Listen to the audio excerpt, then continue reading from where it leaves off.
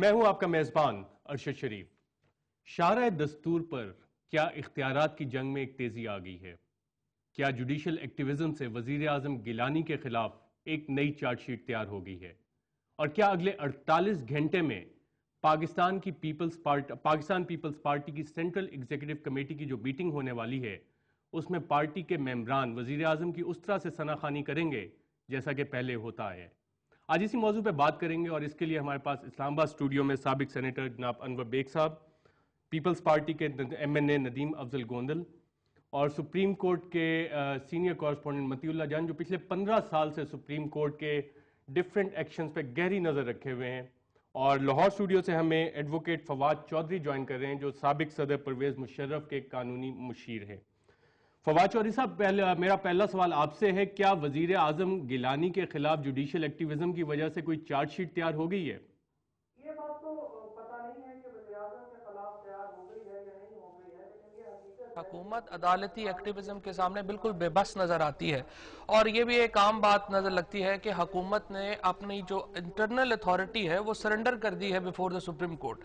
اگر آپ تھوڑا ٹرینڈ دیکھیں تو معاملہ شروع ہوتا ہے سٹیل مل کیس سے، جس کے نتیجے میں پرائیویٹائزیشن کا عمل ختم ہو گیا، پھر چینی کا کیس آتا ہے، اور اس کے بعد کئی کیسوں کے بعد اب کل ایک اور حیرت انگیز فیصلہ ہمارے ہائی کورٹ کی طرف سے آیا ہے، جس میں انہوں نے کہا کہ ٹرینیں چلانے کا 12 ٹرینیں چلانے کا جو حکم حکومت نے بند کی تھی، انہوں نے کہا اس کو دوبارہ چلا دیا جائے۔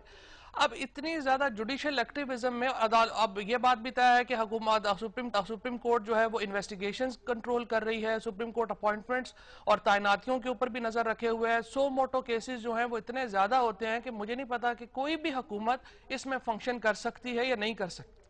اگر آپ دیکھیں فواد چودھری صاحب، 14 سپٹمبر کو چیف جسٹس نے نئے جوڈیشل ایئر کا جو آغاز ہو رہا تھا اس میں اپنی تقریر میں کہا کہ شاید یہ حکومت کچھ ایسے سٹیپس اس نے لیے ہیں جو ultra vires of the constitution ہیں، جس کی وجہ سے administrative branch of the government جو ہے وہ شاید ناراض ہے، جس سے ان کی مراد پرائم منسٹر گیلانی کی حکومت ہے۔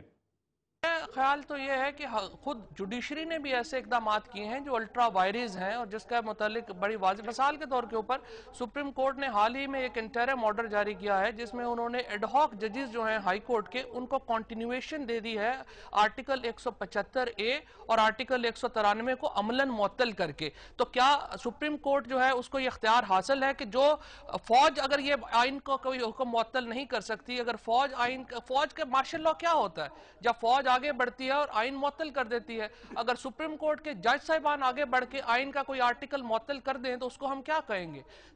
سوال یہ ہے کہ کیا متی اللہ جان صاحب، آج سپریم کورٹ میں کیا کاروائیاں ہوئیں جس سے کہ آپ کو لگا ہو کہ شاید حکومت کے کچھ ایسنس تھے یا حکومت پہ اگلے آنے والے دنوں میں شاید مزید پریشر آئے جوڈیشل ایکٹیویزم کی وجہ سے؟ اس پہ بھی ہم بات کریں گے۔ پہلے تو مجھے فواد چودھری صاحب کی بات پہ ہنسی آ رہی ہے، جنرل مشرف کے ترجمان ہیں اور کہہ رہے ہیں عدالت یہ کر رہی ہے، عدالت وہ کر رہی ہے، حکومت بے بس ہے۔ ان کو شاید جنرل مشرف کا دور یاد آ رہا ہوگا کہ جب عدالتی فیصلوں کے بعد ان کو اٹھا کے گھروں میں نظر بند کیا جا سکتا تھا، جنرل صاحب وردی میں تھے، اب حکومت کے پاس شاید وردی نہیں ہے۔ تو مجھے تو یہ بڑی ہے کہ کنٹرڈکشن لگ رہی ہے، اور حیرت کی بات یہ ہے کہ حکومت کو سپورٹ کر رہے ہیں یا ججوں کی مخالفت کر رہے ہیں، کچھ ان کو اپنی پوزیشن واضح نہیں ہے۔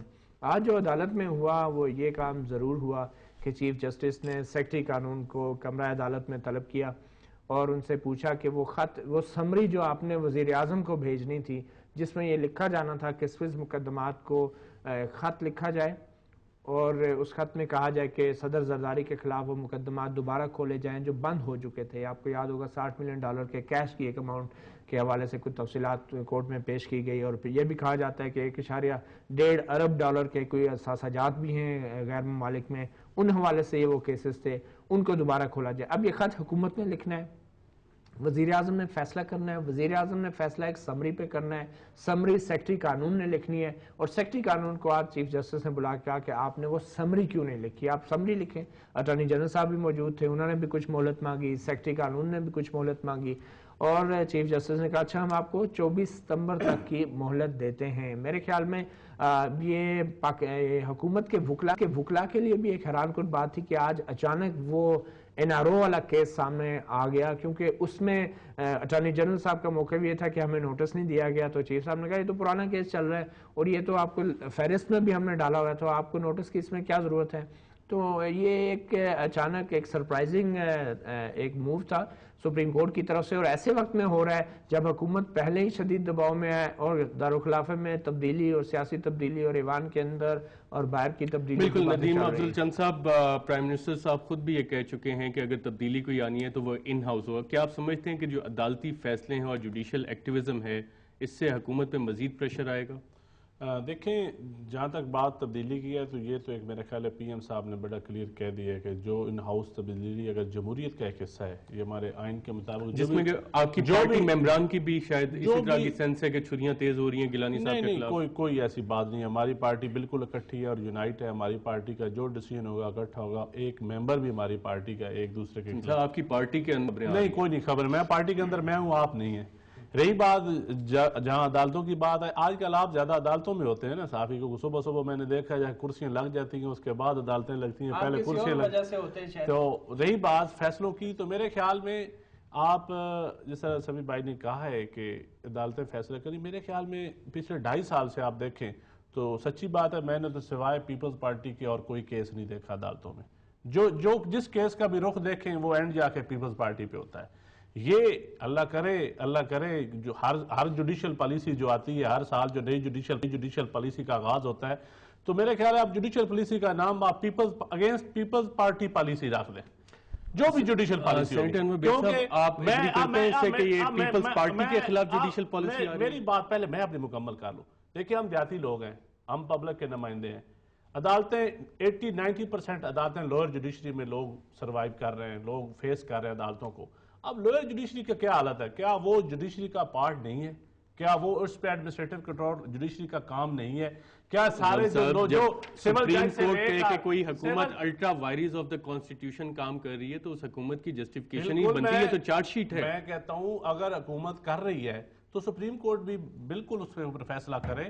لیکن الٹرا وائرس کیا ان 2-2.5 سالوں میں ہوئے؟ سپریم کورٹ کافی لمبی چارج شیٹ دے چکی ہے. گریڈ جو چیف جسٹس نے خود اپنی تقریر میں کہا 14 ستمبر کو کہ گریڈ 22 کے سویلین افسران کی پروموشن کا کیس، اس کے بعد لاشاری صاحب کا کیس، LNG کانٹریکٹ اور کچھ کیسز فواد چوری گنوائے.